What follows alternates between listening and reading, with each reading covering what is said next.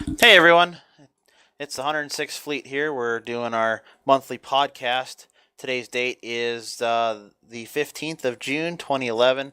We've got a good turnout tonight. We've got several people listening in. We've got a couple of people that are going to be interacting with us. We've got Vice Admiral Seldrin, or Vice Admiral Jeeves actually, of JAG joining us. Vice Admiral Wraith of Fleet Command of the 106th Fleet. We've got Brandon, Martin, and Nero and Novita listening in. And I've just been informed that Alistar also wishes to partake, so I'm bringing him down in.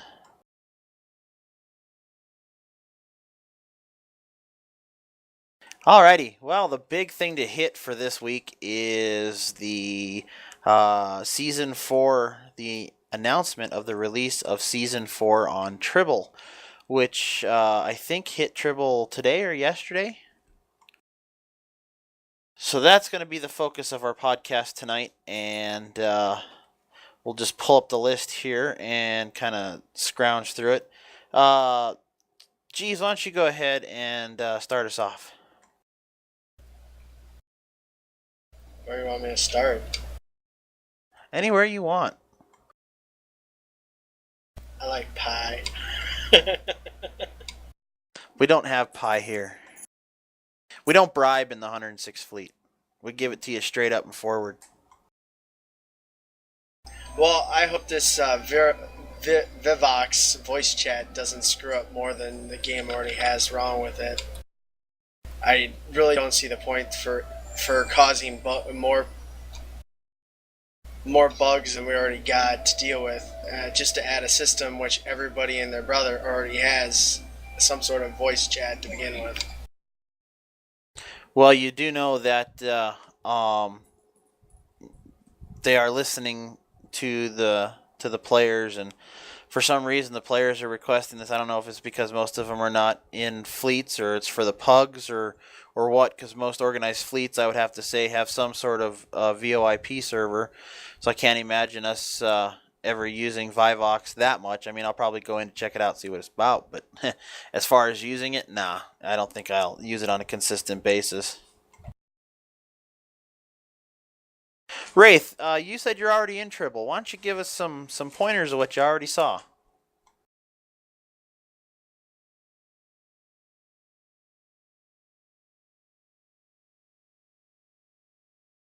Oh, we got another arrival here. Guardius is going to join us.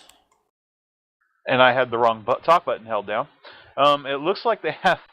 It looks like they've changed the launch screen, the loading screen, so that you have something different to look at. It seems to be running a little bit smoother for me, but that could be because the number of players in Tribble is lower than the number of players on live. And that's all I've noticed so far. I haven't gotten very far into it yet. Yeah, with season 4, STO is supposedly going to support DirectX 11, which I think is the current DirectX out there that's being used, and I'm expecting a big performance boost with DirectX 11, especially those that have the cards that support DirectX 11. I'm sure a lot of cards yet that people haven't upgraded that have DirectX 11, but if you don't have a card that supports DirectX 11, I strongly suggest you upgrade it. Wow, everything seems I'm currently in Tribble 2, and everything currently seems bigger.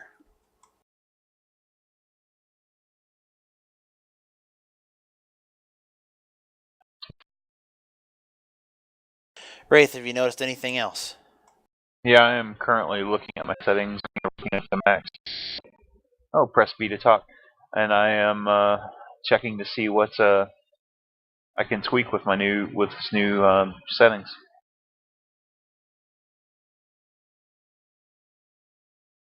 Well, I suppose the biggest sought after improvement is the ground combat. I've heard many sides of the story. Some are going to love it. Some are going to absolutely hate it. Uh, I guess I'm a first person shooter guy. I like first person shooting games, But I don't know how well it's going to play out here. Because are you really aiming at the person you're shooting at in the shooter mode, that you know don't have to target them no more? You just have to get your crosshairs on them. I mean, how is it going to work? That almost means that I should probably go to someplace like the Azure that I know there's a ground mission and see what happens.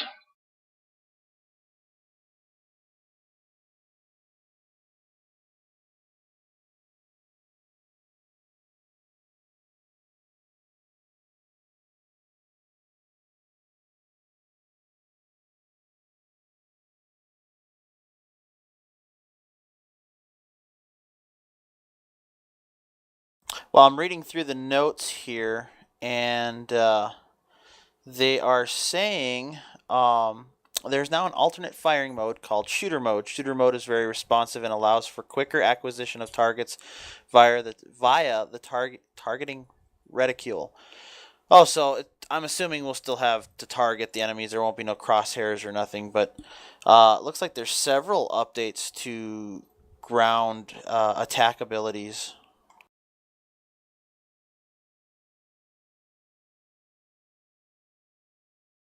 And in case anybody wants to follow along, we are looking at the Tribble maintenance and release notes, June 10th, 2011, on the Tribble's, or I mean, on the STO's website under the forums, the Tribble public test server announcements and release notes.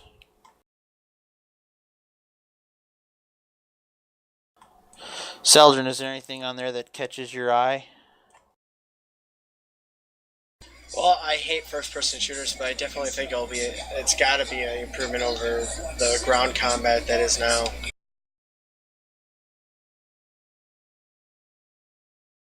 Other than that, not really.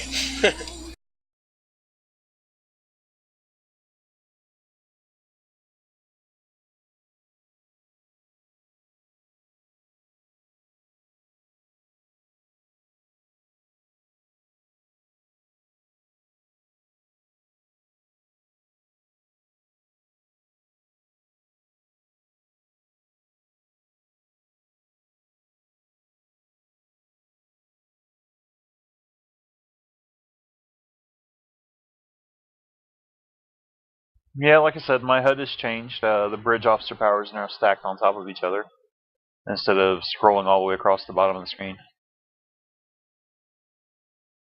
Oh, yes, I see that. I don't know if I necessarily like that either. It's probably part of the fix from the bug. They had that um, bug where you could turn UI windows on and off at will using the command line.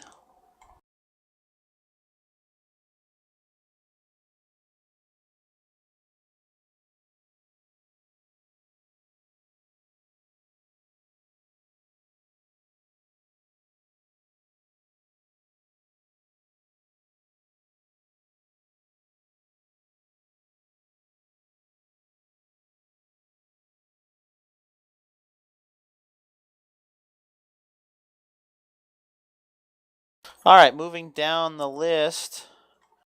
I don't know if anybody is aware of this, but I always thought that STO always had a simple cover mechanic. In other words, crouching behind a tall object in a line of sight can break firing from a foe. I mean, at least on ground and in space, I always thought that was the case.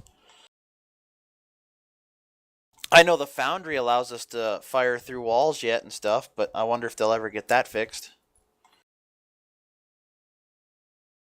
Yeah, it does actually. You can tell as simple as just putting up a cover shield or going around the corner and having the Borg chase after you in an SDF. It's already there. I don't know if they just felt the need to restate it or if they're trying to claim that it's improved somehow. If it has been an improvement there somehow, they should try to say a little bit better about what's been improved. Yeah, I will say this though. They say here all weapons have been updated. and that you'll see a significant difference in the weapons damage and their in each of their effective ranges. Uh Definitely something to look at now. If this was always there, I guess I was unaware of it. The They're separating in this patch pistols, rifles, and assault weapons. Each have their own effective range and their amount of DPS within that range. Kind of like the space weapons have always had. They're more effective the closer you get, type sort of a deal. But it'll definitely help with selection of weapons now for which two types of weapons you want to carry on you at all times.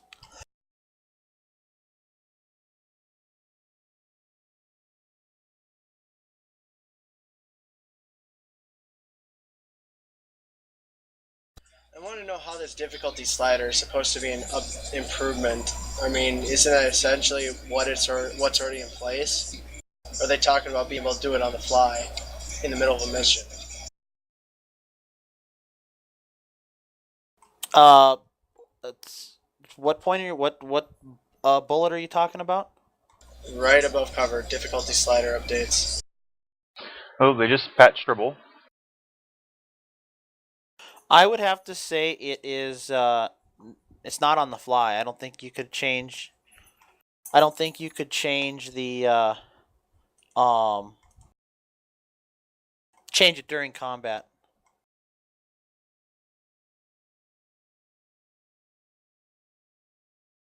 Well, if I can put my 2 cents in here, this is Guardius, by the way. Hey, uh, basically the whole issue before with our ground combat, most weapons, they've been the same. I mean, if you look at everything from the pistol to the rifle to all that, the only difference has been like what type of damage it is. It's never been the damage output or this weapon's a little bit better than this weapon. Is this better weapon better at close range, except for hand to hand obviously, but like pistols should be better at close and that sort of thing. So I think that's what they're aiming for in that first person aspect. I mean, think about our ship weapons. Everybody goes for the top tier, but what's the difference between that and, it's always tachyon or something different compared to just a regular standard phaser, for instance. Why is that not as good as the other? So I think with this upgrade in the weapons that they're doing, they're going to emphasize, yeah, you can use this phaser. It's just as good as that disruptor, but it does this. So they're going to aim, instead of just one effect, it's going to be multiple, reasons to pick that weapon, not just one. And everything right now is just one. It's pretty much black and white. Well, I'm reading though that they're going to say that pistols have the highest DPS but the shortest range. So I'm assuming what they're saying basically is the closer you are, the more DPS you're going to have. But the more you'll take too. Yes. It's that whole cover issue, and that's what their cover right now. Like you said, it's line of sight. With the new cover system, cover will give you a defensive bonus, just like most first person, other MMO first persons. In your standard first person shooter, cover doesn't do much other than block line of sight. You talk about Medal of Honor, that sort of thing. But yeah, I think they're going the right way with it.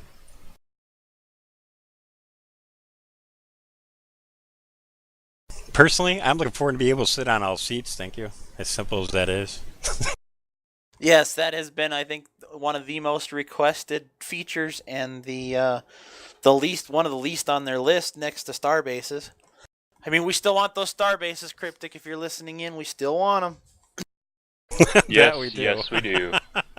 We need the major goal. We talked about this before. Maybe we haven't talked about it in the podcast or anything, but Cryptic really needs to understand the issue behind Starbase. It's not for the selective few of a fleet, but the majority of people that stay in this game are going to stay in it and pay it and keep it going are in fleets, and we need goals. Our end game right now is pretty bleak, and anybody you talk to, it's the biggest issue. To try to keep someone in the game after they hit the max level. I mean, look what I've been doing. I've been doing the Foundry. An alternative means of telling a story and having some fun. And then we do our fleet actions, which are great, but we need more. And a Starbase would be right up that alley. It'd be a resource gathering place, something for a goal for everybody to work, toward. They're talking about expanding PvP next year. That can play into that. I mean, there's so much they could do with it. And I get they got to do it by, step by step. Because they're in a financial, how they do with the financial strain and keep everything tight knit, and that's fine. But aim toward that that goal that keeps everybody going, and that's one of them. I mean, this ground combat is a great thing. It really needed to be changed. You know, a lot of people are going, "Oh, that's fine." It really hasn't. A lot of people get turned off by ground combat. The first thing people tell me in my missions are, "Oh, you don't got ground combat, do you?" And it's the first thing they ask about my foundry. It's like, well, yeah, you know, but oh, it's not that great. The space is better. So this change for them, I think, it is the right place. But I think the next step, of course, is getting into the big bases. I mean, it really is the next big step. We need something in that end game that we don't have right now. Interesting note, if you read all the way to the bottom of this stuff, they're going to, I'm not sure if it's by design or by accident or something like that, but they're going to shut down the, oh no, it's by design. They're going to be shutting down the foundry while this is being put on Tribble, supposedly. And it Shutting says Foundry down on Tribble, yes.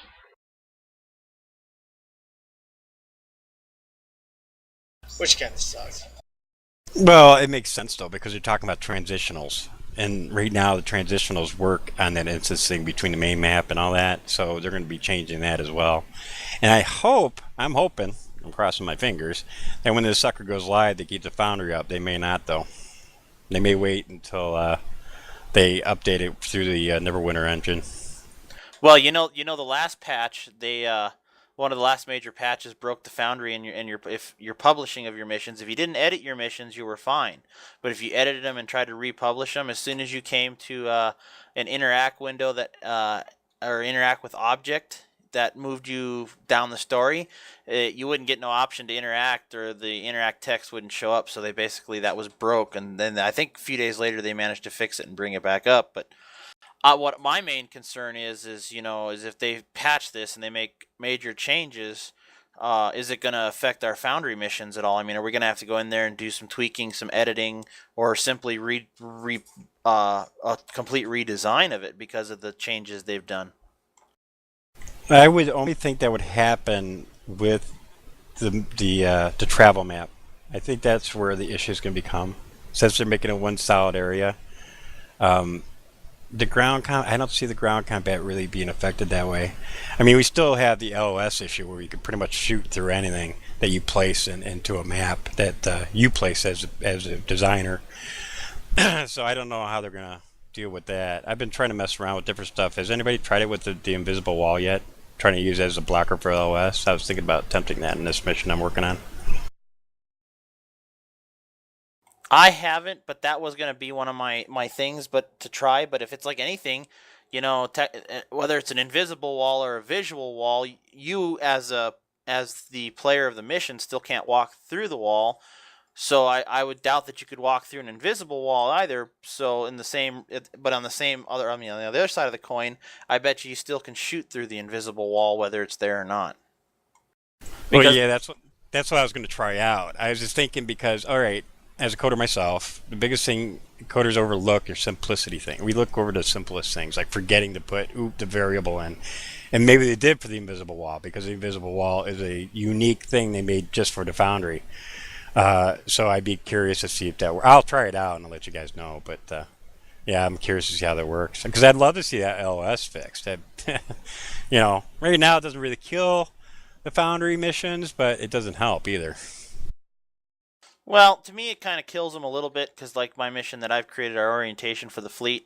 If you're lower than the station and you're going after one of the Klingons on the other side, you can literally shoot through all the asteroids and destroy them without even seeing them. True. With the space combat in mind, you are correct. I mean, the ground combat, you can kind of get around it, but the space, you are correct with that. All right, is there anything else we want to discuss on the ground combat or ground updates? I mean, there's a long list here. If you see something that catches your eye, pop up and we'll give her a shout. I'm not 100% certain of what this is doing, sir. I mean, I'm in the ground mission right now inside the Azure, and how do you go into first-person mode? Mouse wheel in, I assume. That takes you into the over-the-shoulder mode. That is that should be the shooter mode. Check. It says use your N key to swap between the shooter and RPG mode. Send an invite, would you, for me, Wraith? I will join you. Where are you at, the Azura? I am inside the Azura, sir.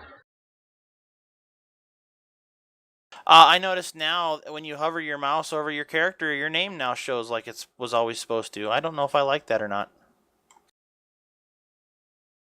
I don't show you as online, Jeremy.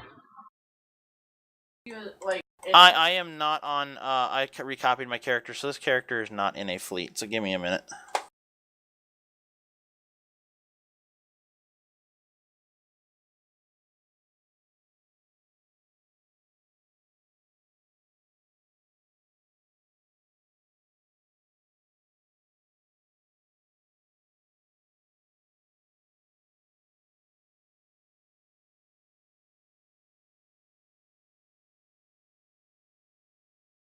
So I am en route to test out this ground combat update.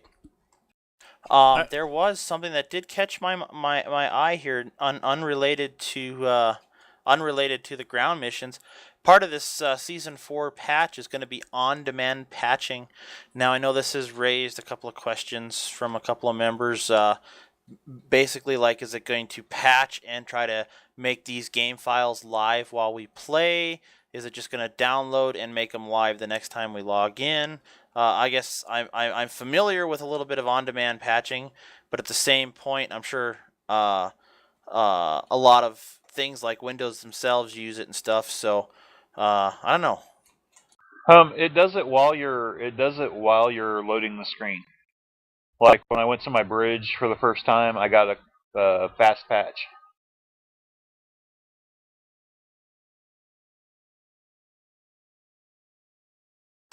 They're telling me too in this not they are, but the patch notes are telling me this, that in this over the shooter mode, you can now fire your weapon without actually having an enemy targeted.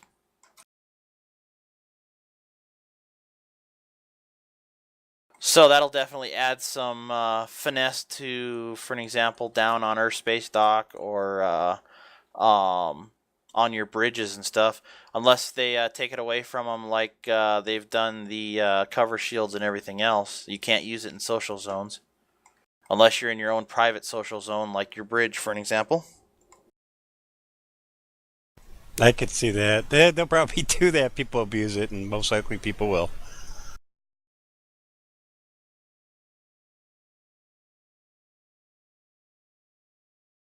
Well, I'd love to know from you guys that are in there. Have you noticed any difference, if you haven't tried it yet, but try it, removing your GUI and then putting it back on?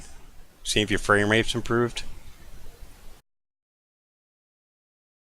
Frame rates, when you remove the HUD, still go up considerably. I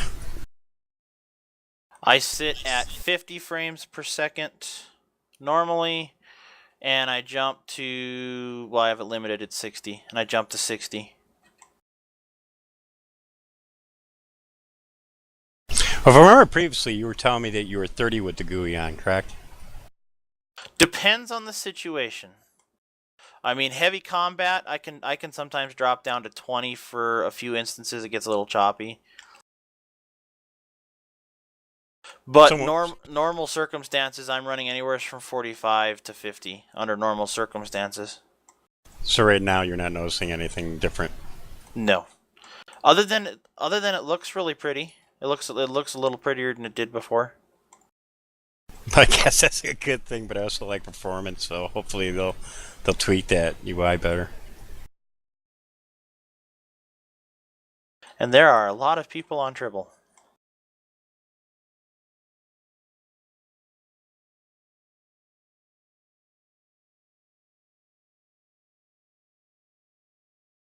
So explain to me again how about this on-demand patching. I heard somebody was saying something about it. When I went to my bridge for the first time, it patched part of the bridge. Ah, I gotcha. I see how that works now. And you were all the way back at the beginning of this map, weren't you? Yep.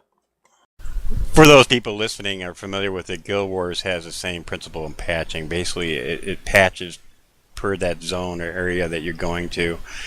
So say they did an update to a specific planet, you'll go to that planet and you'll patch on the way. Say they update it, like major updates that are system wide will probably patch as soon as you log in. But all the sub patching, like the updates they did to the planets, and for instance, the two main missions recently. What was that one with the Planet Eater? Doomsday device. Right, that'd be a prime example of a patch on the fly. I am looking through this Vivox program, and it actually looks like it's kind of neat so far. You select which channel you want to talk to, so you can select it to, if you have people on your team, you can talk to your team. You can literally talk to any channel. So if you want to talk to the people in Fleet that are on, you can hit Fleet, and it'll talk to all the people in Fleet. At least that's what I'm gathering so far. Yeah, I've used it in another game. It's actually a good system. If it's implemented right, we shouldn't notice lag at all. If it's done well, you don't even need TeamSpeak anymore.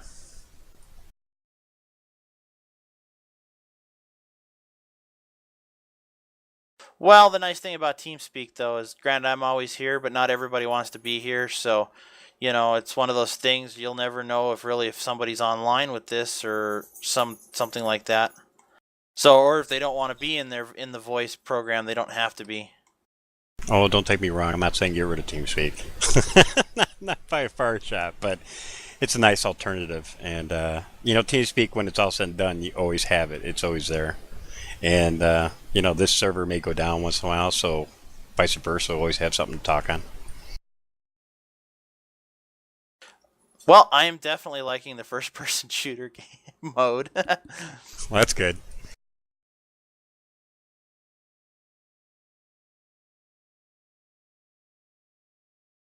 I do. That was one of the other things they patched in Season 4 was the audio updates or audio sounds on the weapons fire.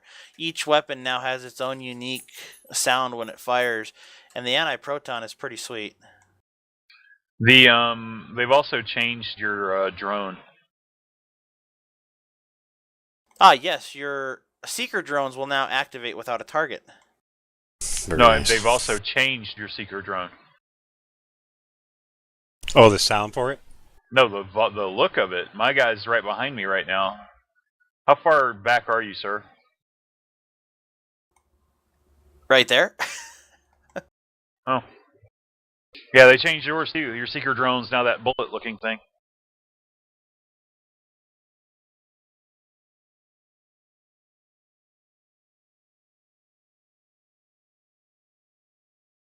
One of the things I am looking forward to getting off the path of the ground combat, is a major feature for Season 4 is the fleet actions. Have you guys discussed this yet? No, that was going to be one of the other things on the list. You're talking the fleet actions queue, just kind of like the private PvP queues, correct? Yeah, they're pretty much the question came up in the last roundtable, basically, that discussed, can lieutenants and commanders, captains, admirals, etc., all group in the same instance, and still have it feasible. Right now it doesn't really scale, and the answer was they're actually making it so it will scale for that range, the level ranges, so things will be more in par with the group that you come in with, which is, to me, huge. I mean, that's huge. It's basically the zone will flex to the levels in that zone. Roger. Before we take a break, we'll come back and we'll discuss the fleet action queues a little bit more in depth. I do want to state that the new seeker drones here on Tribble, they look like the robots that Data protected in the next generation that he sensed were alive. I can't remember their name right off the tip of my tongue, but I'm sure majority of you know what I'm talking about. Exocomps. Exocomps. There we go. Alrighty, we're gonna take a quick break, and like I said, when we come back, we will be discussing the next half hour for sure on the Fleet Actions queue up group and a few other things. We'll see you when we come back.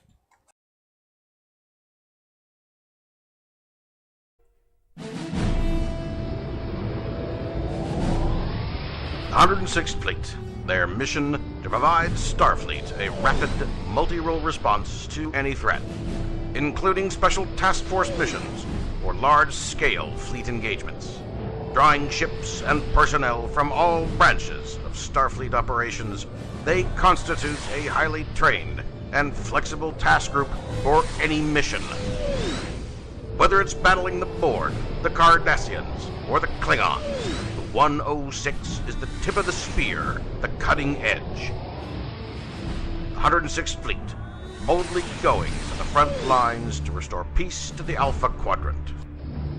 Join the 106 today. For recruiting information, please visit 106fleet.com. That's 106thfleet.com.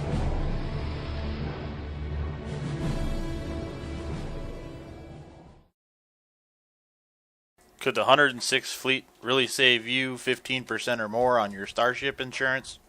Did the little piggy cry wee, wee, wee all the way home?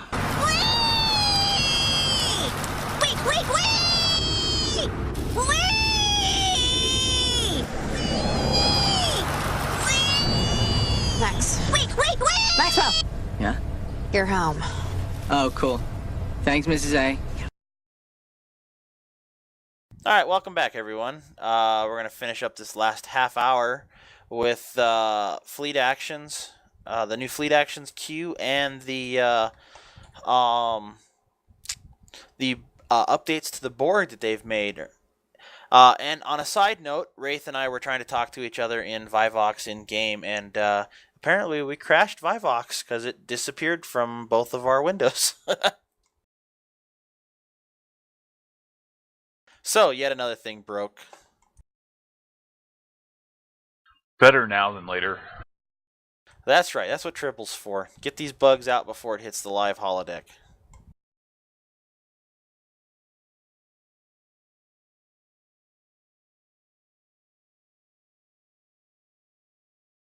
Alright, it's actually labeled the PvE, Player versus Environment queue. And what it's basically saying here is players can access the fleet action queue via the drop-down arrow on the bottom right of the minimap UI, which we like to call the mini triangle next to the minimap. From this queue, a player can choose to join a fleet action in progress or wait for a new one to start. Players can also start a private queue where they set the level of the map, as well as whether or not squad support is on. That was something that I noticed there when squad kicking or whatever they called it first came to Star Trek Online. We could match each other's level and get into fleet actions, but I have a feeling that was being exploited in some way, shape, or form, so they pulled it out, which rightfully they should when it's an exploit like that. Yeah, it's originally what happened. You could obviously be a higher level going to lower and just own it.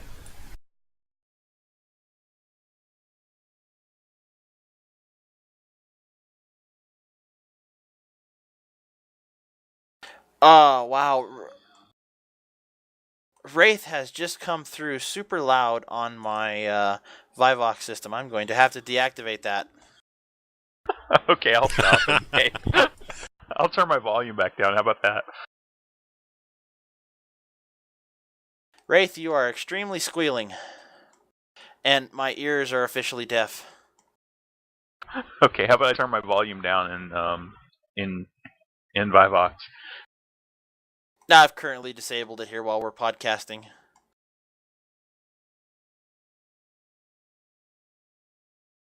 I turned my voice volume and microphone volume to max to try to get you to be able to hear me. I also opened my mic up, so... That would explain it. Alright, so... just on the note of the PvE queue system, it's actually a good system. I mean, you read it all the way through, plus they add the voice chat to it, so whenever you join that queue, you automatically go into voice chat. What's nice about that, I don't think a lot of people realize, is you could be anywhere and join a queue. Before, most of the time you had to meet up somewhere to do it, which, is part of the fun, and sometimes part not the fun. So it's kind of like allows us to do these fleet actions and not worry about where we're at, which is a huge thing. I know it wasn't a huge thing before, but I think with this more organized, plus the menu, from my understanding, isn't the menu changing on that too? They said it's going to be more coherent to who's on what and what's where. I really hope that comes. I don't remember reading it, but I do remember hearing something about it.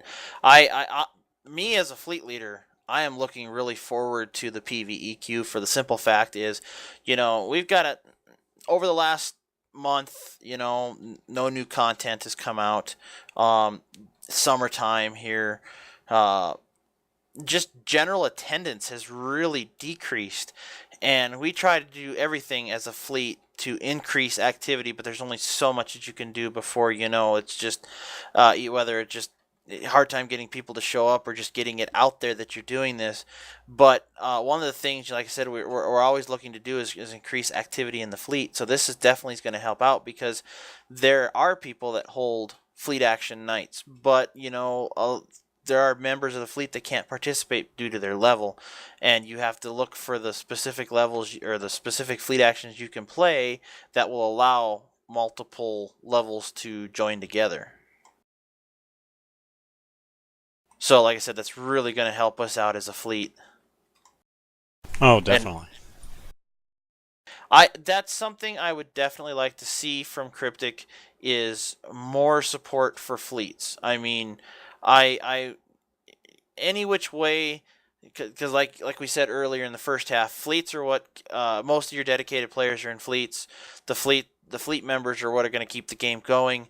I really think that Cryptic needs to take some of the focus that they're putting into the casual to keep casuals happy, and also turn around and put it into the fleet, so that fleets can succeed and move forward as well.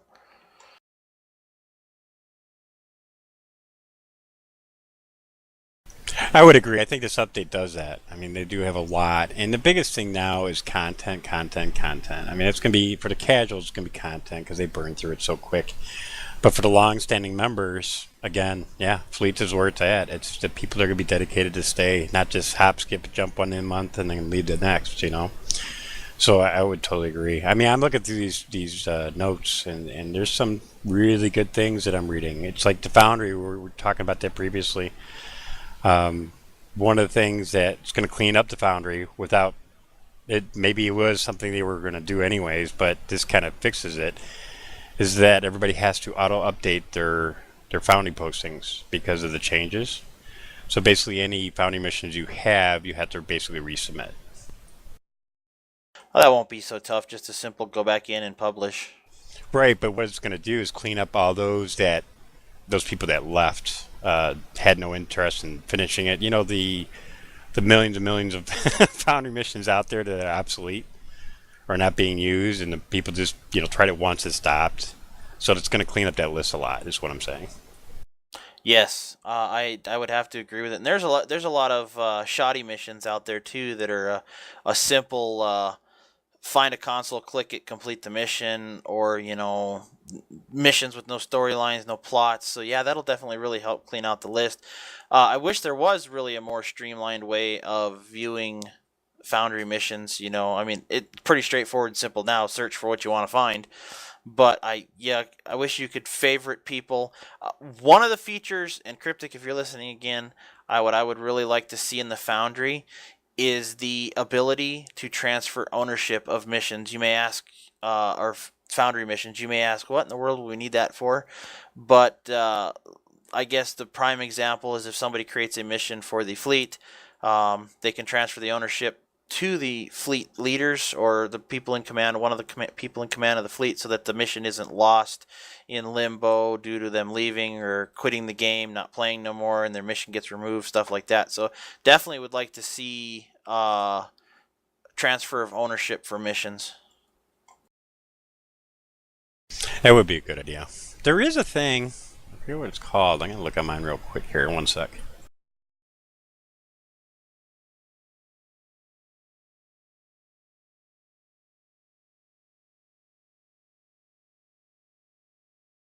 I have to relog in. Wraith, would you please invite me to this character to the fleet on that side? I have to rejoin the game. I crashed again, sir. Ah. But yes, I will do that.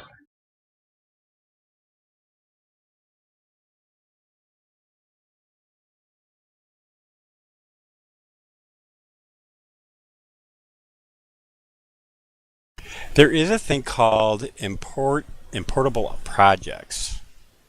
Has anybody figured that out? I'm starting to think it's like a file somewhere that you could like take your project, it's saved on your hard drive, and give it to someone else, and they can import it. That's what I get from that. Have you tried it? No, the import project is all of your previously saved. Let's say, for an example, you're going to have 4 missions all held on the same map, same everything. All you need to do is change dialogue boxes and stuff like that, the story. So, and where people are placed, obviously, you can re-import that project, so you keep your map, and you just have to replace everything on it. It'll copy it, everything there. You just delete when you import it, you rename it. You'll have all the same dialogue as the mission you copied it from. Everybody placed in the same place. This now just allows you to change the dialogue, reposition people, and start the story all over using the same map. Gotcha. Well, see, there you go, Cryptic. There's a good idea. Same concept, but be able to save the file, because we know this stuff saves on our computers. Because sometimes if you're in the middle of it and it crashes, it says, and you come back in, it says, do you want to save from the last point, the updated one that's on the server? You can say yes. So obviously it's saving at both points. Maybe we could find a way to save those files and be able to transfer it to our friends. I mean, the easiest way, of course, would be the transfer of ownership. But to save that nightmare of lag or whatever could happen on your end, maybe you have a way for us to transfer the actual files, or like a folder, and say, okay, here's my mission. Now you can have it. So there you go, Cryptic. There's an idea for you. I think, now that you mention it, I think there is a text file that's saved as a backup to your computer. So I think a simple transferring that text file to somebody else, would probably be the key. I know there's a way to back up via text file. Okay, and then how we say this? Okay, Cryptic, we need a better FAQ. Explain the Foundry just a little bit better. And there's little key features like that. That'd be great. Thanks.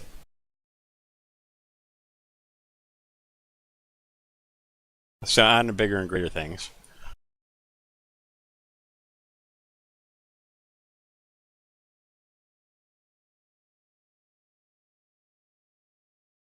I'll have to definitely look into that. I know there's supposedly a way to save your mission somehow to your actual computer, so that way if Cryptic ever deletes them, you have them. So I am not seeing it straight up in the obvious place. That means I'll more than likely have to look someplace else.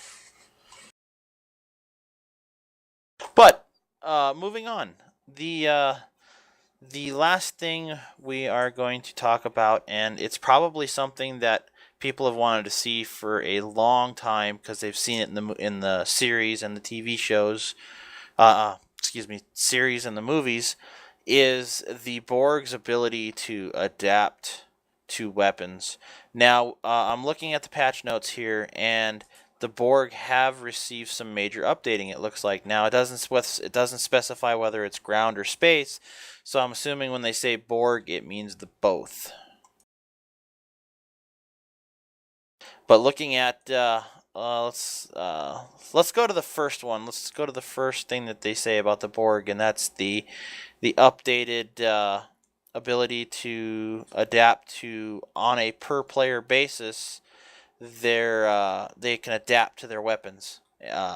Buy your weapons on a per player basis by energy type. So, in other words, if everybody's using disruptors on your team, they're going to adapt to disruptors, and they're going to be a little harder to kill. Go! Sounds like fun. Yeah, it actually sounds really good. I mean, between this, because you're adding a different mode of play. Now, some people are going to get frustrated by that, but I think if they put an explanation in there, people understand. The downfall of this is a new player going, oh, what do I do? Why can't I hit these things? How do I take them down? So they definitely need a way to explain that, hopefully the first time around for people that are new in the system. We as Star Trek fans, of course, know these things, but I'm just saying, the average Go that comes in a game go, ooh, Star Trek. and it comes against the Borg the first time, I hope there's something in place that emphasizes that. Or maybe, I don't know if, again, Cryptic's listening, that's great. They want to get real bold later on. They could add like multiple phasings to our weapons. Like you're on fire mode 1, and you have another option on the side that's a little clicky like A or B to change the phasing of the weapon. That could help too. Yes, most definitely. Well, the intent here, what I think, is to get, and I'm a firm believer of this from day one when I first started playing.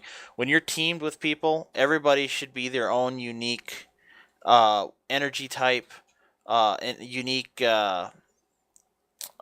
weapon type. So, like for an example, if you're on a 5-man team, one of those players should have phaser, one of them should have disruptor, one of them should have tetrion, and so on and so forth down the list. So that way you're covering all your bases. Now, I have seen the people that do the quote unquote rainbow effect on their ships, where they take like one polaron weapon, one disruptor, and so on and so forth. But those specs or those builds are very hard to spec for, because you can never get enough points in any place that you really need them. So they're not going to be as effective, even though they look pretty. They're not going to. They're just not going to. They're not going to cut it. Yeah, but that's part of being in a group then. Working as a group to take down the Borg, as we should. I mean, it should be a one-on-one scenario. I mean, look at any reference to the movies, etc. It's always been a group effort. Exactly. That's one of the things I think that Cryptic is finally listening to. Here we are in an MMO, but yet you could, other than the end game content, you could take this game from start to finish and play it by yourself with little or no help. Right. I mean, I'm one. Okay, I'm kind of against that. I here comes the argument. The solo play and the group play. For the longest time, MMOs originally were based on the group play, and then a lot of people had time differences. I only have an hour to play. This guy has 3 hours of play. We can't get the group together because he's on a different level than me. So some of these MMOs, including Star Trek Online, decided, okay, well, we're going to make it so people can play any which way they want. The downfall of this, of course, is again, we're going right back to the key factor of everything: content. When you get into content that's based on a single solo player game, it's great, helps them out, but what do you do with the group? Okay, we make it harder if you have more people with you, Well, that's great, but it's still not, gear oriented. It's not still oriented to that group. It's just, you just made the mobs more difficult. So there's really no difference. This is a prime example of a difference that would work. How they go about it throughout the whole game is what I'm kind of interested to see, because there are missions in the beginning and at the end, as solo player, that you have to deal with this issue. Now, if your away team, which is comprised of course, your officers on your ship, are able to do that. They have different weapons, and that suffices there. That takes care of the issue, and then that's fine. But I think when we get to ships, that's an issue, like you said, because of your stats. Well, you only can really aim your ship to one type of build. You're going to be Tachyon, or you're going to be whatever. So in this effect, when you get into big, like when we get to the Borg end missions and the Borg end content, it's huge battles. It should be, this guy's all Tachyon, this guy's all this. So when you're attacking, this guy's really effective, and then all of a sudden he's not, and then this guy's effective. I think in the end, that's going to help everybody. Fleet action, group actions, everything. Because you know how all the time during combat, one person could outdamage everybody, and he would just always die? Well, this is going to change that, because even though he can do that damage, now this guy has to do it, because his weapons are no longer effective. So he's going to have to use any support ability he has to help this other guy do the damage. So it's kind of twist the roles around too. I think it's really going to add a nice depth to the game.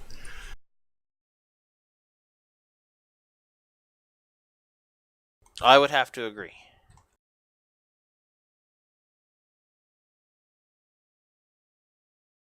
I like shooter mode. You like shooter mode? Yep.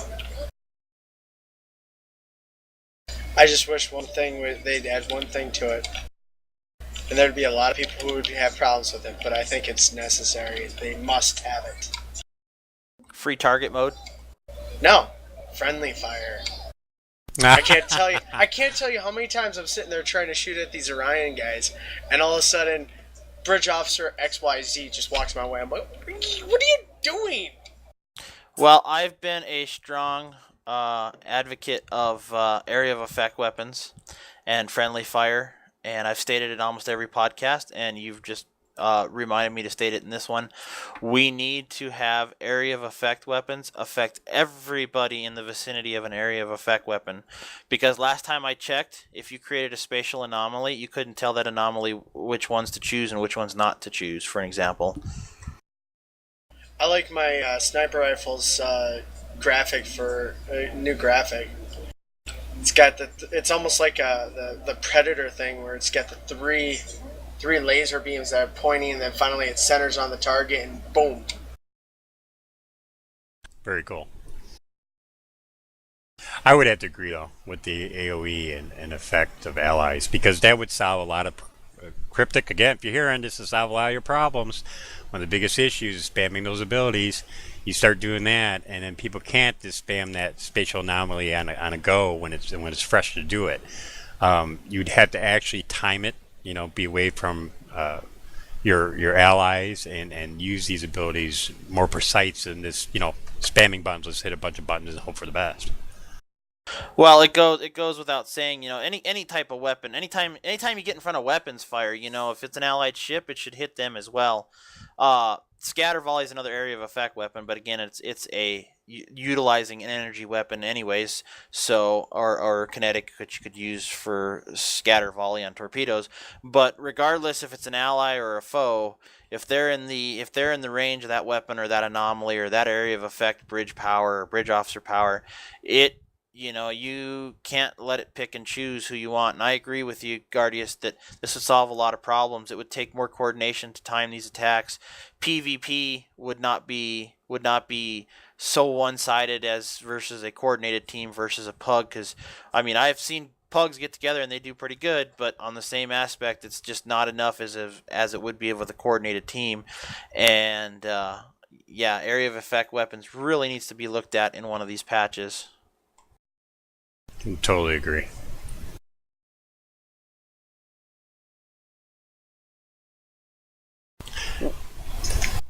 By the way, for the updated Borg, there is a frequency modulator available in your ship replicator. Ah, yes. Nice. Yeah, because it's mentioned here in the notes about a frequency remodulator, so I assume there's something you have to do. So that's pretty cool. Yeah, that's another thing in the patch notes that I'm glad they finally fixed. The assimilation no longer causes random holds. Oh my god, is that so annoying to be running through an SDF and, you get hold. Okay, fine. I can take a hold. But to be held, then just as that hold is about to expire, it recharges all the way. Then just as that one's about to end, it regenerates all the way. It's like, ugh! True, but they changed it. So now assimilation actually makes you assimilated. Yes, which I love. I'm fine with that. That's awesome. But the way it was just dumb and annoying and just pissed me off more than anything else. I can stand being dominated, mind controlled, however you want to call it. But like the constant hold, regenning hold, that was just too much. I would like to see on the assimilated mode. It would help with these. It would help. It would help in situations. With the assimilated mode is, like you say, you're actually getting assimilated. You should have somebody that either has to try to remove the nanites or the nanites from Borg nanites from assimilating you, or eventually you get to the point where you become full Borg assimilated and it kills you. Basically, that doesn't kill you, but it forces you to a respawn, because at that point you're no longer human and you can't really fight with your comrades. You have to fight as a Borg. And liberated Borg should be immune to it. Yes, a liberated Borg should be immune. I agree with that one. Here's my question. I don't see it mentioned anywhere, but the Borg shield neutralization for ship combat, Are they leaving that as is? Because that is so annoying that you can't even cancel it out. It's like, yeah.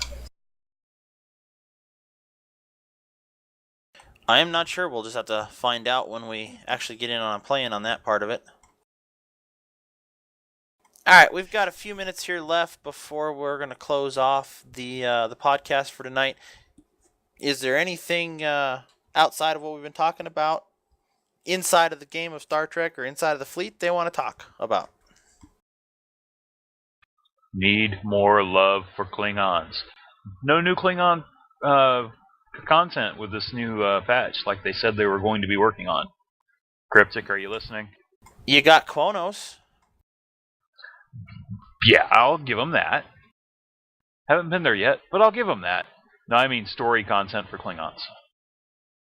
Oh, that's what the Foundry's for now. They want you to create it.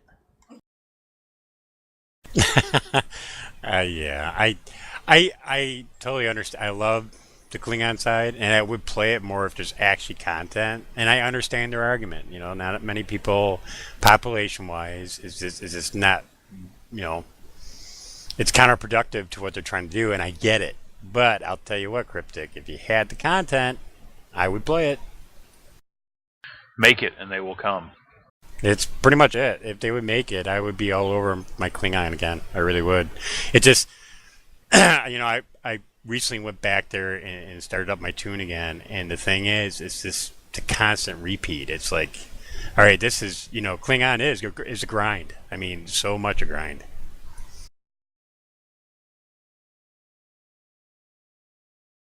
I do want to close, or well, not close, but I do want to state something I just seen here in the patch notes. Teams will be formed automatically for all PvP and PvE queues.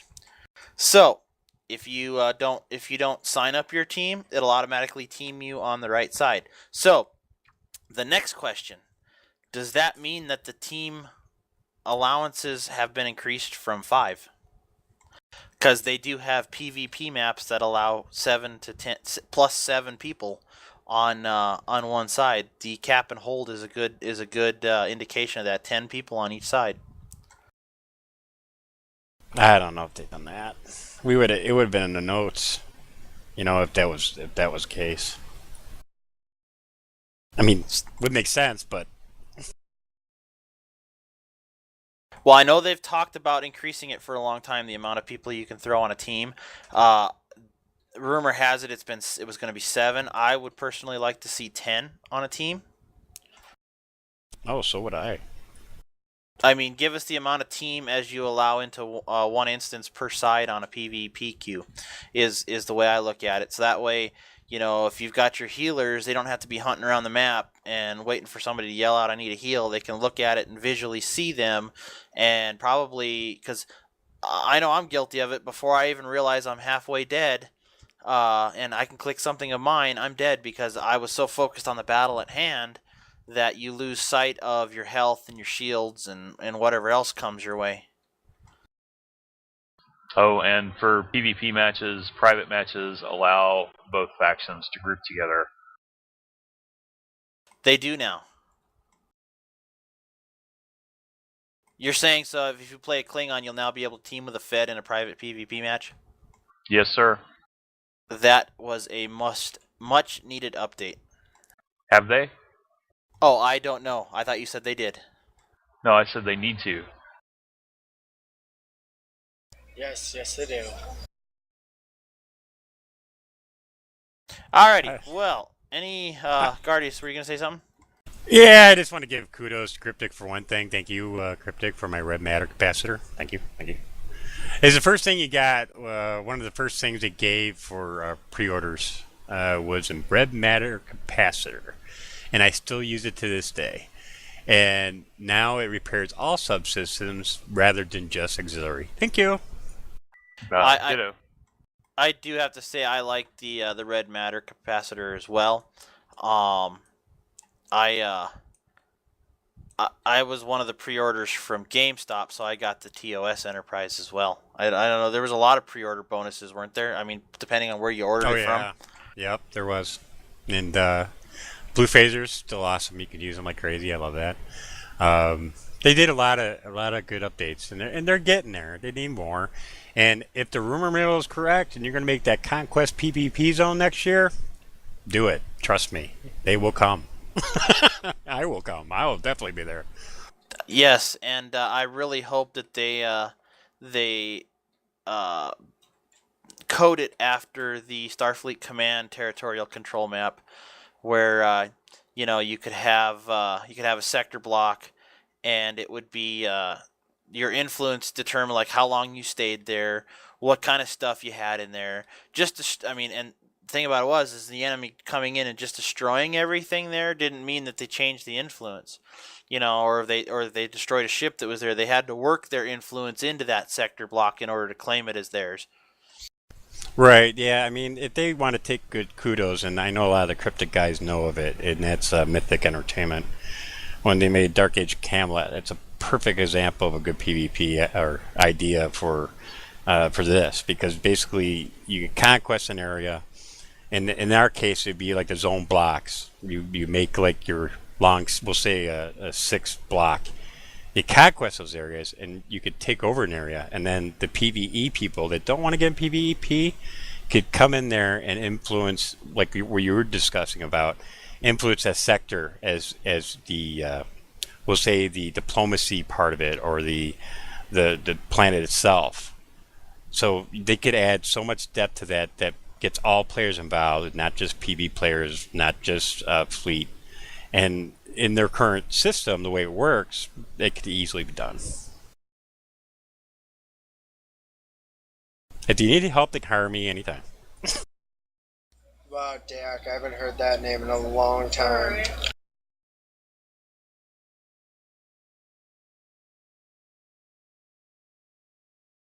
Well, take it from a good place source, man. Dark Age of Camelot, for those that know, they're listening to this. That's probably one of the top PvP games ever developed. It was actually called RVR. It was Realm versus Realm because it's three-sided war.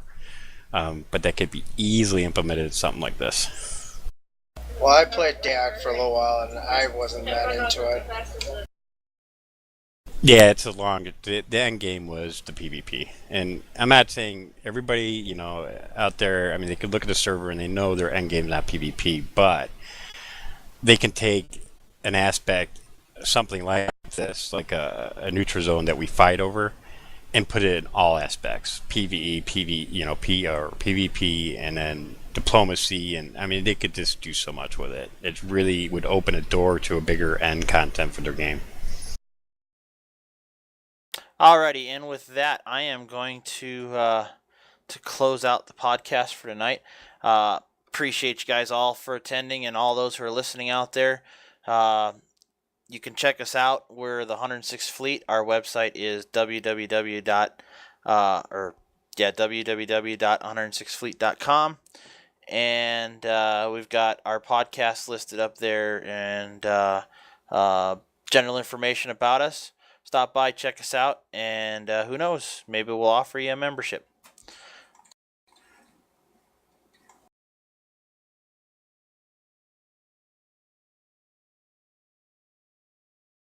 Good gaming, guys. Hi. See you out there all. Bye-bye.